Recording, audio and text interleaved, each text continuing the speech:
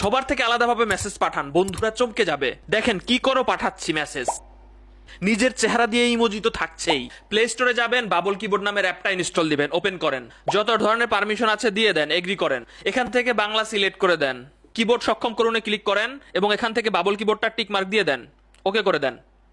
এখান থেকে আপনি বাবল কিবোর্ডটা সিলেক্ট করে দেন, প্লাস বাটনে ক্লিক করেন এবং এখান থেকে আপনি ইংরেজি ভাষাটাও টিক মার্ক করে দেন। এরপরে আপনি চলে যান ব্যাকে যাওয়ার পরে চালিয়ে যাই এতে ক্লিক করেন। এখান থেকে আপনি কিছু লিখেন, সাপোজ আমি লিখে সম্পূর্ণ হয়েছে এতে ক্লিক করলাম। আপনি গ্রহণ করুন এবং চালিয়ে যান, পারমিশন দিয়ে দেন। আপনি অ্যাপটা থেকে বের হয়ে আসেন, আপনি আবারও নতুন করে বাবল কিবোর্ড অ্যাপটাতে যান, এখান থেকে স্টিকারে যাবেন, এখান থেকে ফটো আইকনে ক্লিক করবেন এবং আপনি আপনার চেহারাটা এখান থেকে ছবি তুলে নেন বা গ্যালারি থেকে দিতে পারবেন। আপনি পুরুষ না মহিলা, আপনি কি ক্যারেক্টার চান, আপনার চেহারা দিয়ে স্টিকার তৈরি হয়ে গেছে। কিবোর্ডে যাবেন, কিবোর্ডে লিখবেন আমি, এই যে এখানে দেখতে পাচ্ছেন বিভিন্ন রকম আমি লেখা চলে আসছে। 2 নাম্বার, আপনার ইমোজি কোথায় পাবেন? এই যে আপনার ইমোজি, এখানে চাপ দিলে পরিবেশ অনুযায়ী আপনার